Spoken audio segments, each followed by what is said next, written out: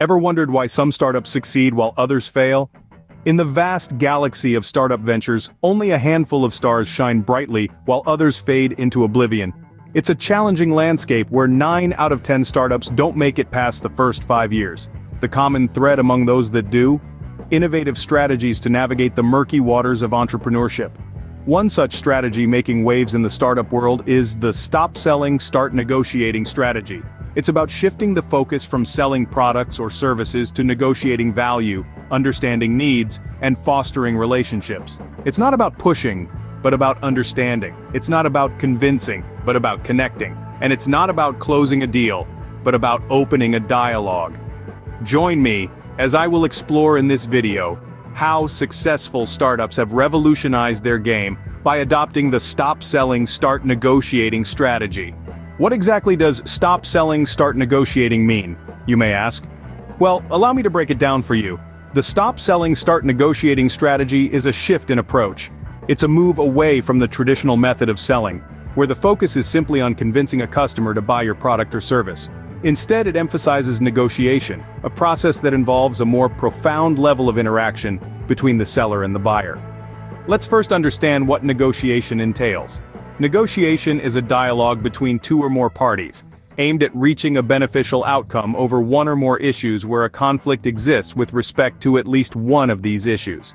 It's a process where each party has something the other needs, and they're trying to reach a mutual agreement. Now, why is negotiation so important in business? The answer lies in the value it brings to the table. Negotiation allows for a more meaningful exchange, where both parties are not just heard, but understood. It provides an opportunity to explore different dimensions of a deal, often leading to innovative solutions that would not have been possible in a one-sided selling process. So what's the difference between traditional selling and negotiation? Traditional selling is often a one-way street. The seller presents the product or service, outlines the benefits, and the conversation is mostly about the seller's agenda. On the other hand, negotiation is a two-way street. It's about understanding the needs and concerns of the other party and finding a way to address them while still meeting your own objectives. It's about collaboration and compromise rather than persuasion and domination.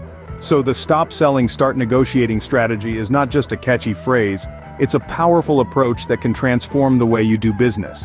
It encourages you to focus less on pushing your products or services and more on building relationships, understanding needs, and creating solutions that bring value to everyone involved. So, negotiation isn't just about getting the best deal. It's about creating value for both parties. Let's take a look at how Airbnb successfully implemented the stop selling, start negotiating strategy. In the early days, Airbnb was just an idea born out of a need for affordable accommodation during a design conference in San Francisco. The founders, Brian Chesky and Joe Gebbia, saw an opportunity to provide a unique service that was not yet available in the market. However, they faced significant challenges in the beginning. Their concept was novel and unfamiliar, and many homeowners were initially hesitant to open their homes to strangers. But Airbnb didn't try to sell these homeowners on their idea. Instead, they started a conversation. They listened to the concerns and fears of the homeowners and negotiated solutions that met both parties' needs. They offered assurances of safety, insurance coverage, and a community of like-minded individuals who were looking for more than just a place to sleep. They made homeowners partners in their venture, not just customers. This approach was revolutionary at the time, but it demonstrated the power of negotiation. By building relationships based on trust and mutual benefit, Airbnb was able to win over homeowners and gradually build a global community. Airbnb also negotiated with their users, the travelers. They didn't just offer them a place to stay, they offered them an experience, a chance to live like a local. They listened to what travelers wanted and they worked to provide it, often in collaboration with their homeowner partners. This negotiation strategy helped Airbnb overcome initial resistance and skepticism. It allowed them to build a strong, loyal user base that continues to grow today. Through negotiation, Airbnb managed to transform the travel industry and create a new way for people to experience the world. The stop selling, start negotiating strategy turned Airbnb from a startup into a global powerhouse. It's a strategy that requires patience, empathy, and a willingness to listen. But as Airbnb shows, the rewards can be immense. Airbnb's success is a testament to the power of negotiation over traditional selling. Another great example is Uber, a company that transformed the transportation industry. Uber, as we all know, revolutionized how people around the globe get from point A to point B. But the journey wasn't all smooth sailing. It was filled with bumps, twists, and turns. In its early days, Uber faced significant resistance. Traditional taxi services saw it as a threat, customers were wary of getting into a stranger's car, and governments were unsure how to regulate this new business model. But Uber didn't just sell its service, it negotiated its way through every obstacle. Let's start with the drivers. Uber didn't have a fleet of cars, they needed everyday people to supply the vehicles. So they negotiated with drivers, offering them the flexibility of working when they wanted and the potential to earn more than a traditional taxi driver. They addressed the concerns of drivers, creating a win-win scenario. Next came the customers. Uber negotiated with them too. They educated the public on their safety measures like driver background checks and real-time ride tracking. They offered competitive pricing and convenience that traditional taxis couldn't match. They turned the initial skepticism into trust and loyalty. Finally, Uber had to negotiate with the governments. This was perhaps the most challenging part. They had to convince various city administrations to change their regulations. Uber presented itself not as a threat, but as an opportunity for cities to improve their transportation systems, reduce traffic congestion, and provide more jobs. They turned potential roadblocks into stepping stones by negotiating their way into a win-win situation for themselves, the governments, and the public. In essence, Uber's story is a masterclass in negotiation.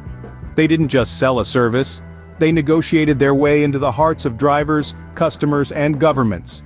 This negotiation strategy allowed Uber to overcome significant challenges and become the global phenomenon it is today. Uber's story shows us how negotiation can turn potential roadblocks into stepping stones for success. What can we learn from Airbnb and Uber's success? Let's distill the essence of their triumphs into tangible takeaways. They understood the power of negotiation and used it to forge better partnerships, build customer loyalty, and gain a competitive advantage. Diving into the depths of Airbnb's strategy, the company didn't merely offer rooms for rent. They understood their hosts' needs for security and their guests' desire for a unique travel experience. By finding a solution that benefited both parties, Airbnb didn't just sell accommodation, they sold an experience, a lifestyle. Similar to Airbnb, Uber didn't just sell rides, they identified a gap in the market where traditional taxis were falling short, and offered a solution that benefited both drivers and riders. Uber's negotiation strategy was all about convenience, affordability, and reliability. They didn't sell transport, they sold a revolution in mobility. Both companies tapped into the power of negotiation to disrupt their respective industries. They realized that selling was not just about transactions, but about building relationships. They didn't push their services onto the customer. Instead, they pulled the customer into their narrative by negotiating solutions that met the customer's needs and exceeded their expectations.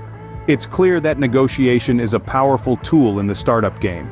It's about understanding, empathy, and finding a win-win solution for all parties involved. It's about not just selling a product or service, but negotiating a value proposition that resonates with your target audience. In conclusion, the key lessons we can learn from Airbnb and Uber are the importance of negotiation, understanding your customers' needs, and offering solutions that benefit all parties involved. Remember, the key to negotiation is understanding the other party's needs and finding a solution that benefits everyone. So, stop selling, start negotiating, and watch your startup thrive. Now that we understand the power of negotiation, how can we implement it in our startups? Let's dive into some actionable tips that will help you adopt this transformative strategy. Firstly, it's all about preparation. As the adage goes, failing to prepare is preparing to fail. Before you step into any negotiation, you need to know your product or service intimately. Understand its strengths, its weaknesses, and how it stacks up against the competition. But also, put yourself in the shoes of your potential partner or customer. What are their needs, their pain points, their desires? How does what you're offering solve their problems or meet their needs? When you approach negotiation with this mindset, you're not just selling a product, you're providing a solution. Next, let's talk about active listening.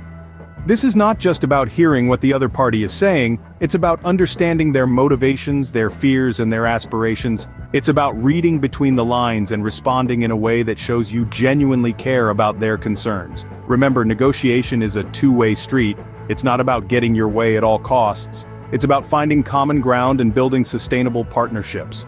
This leads us to the third point: adopting a win-win mindset. In the world of negotiation, the best deals are those where both parties walk away feeling satisfied. It's not about winning or losing, it's about creating value for everyone involved. This means being willing to make compromises, to think creatively, and to find solutions that benefit everyone. But how do you put all this into practice? Well, it starts with small steps. Begin by applying these principles in your everyday interactions, whether it's negotiating with a supplier, discussing terms with a potential partner, or even haggling over prices at the local market. The more you practice, the more natural it will become. Moreover, don't be afraid to seek help. There are plenty of resources out there: books, online courses, workshops that can help you hone your negotiation skills. And remember, it's okay to make mistakes.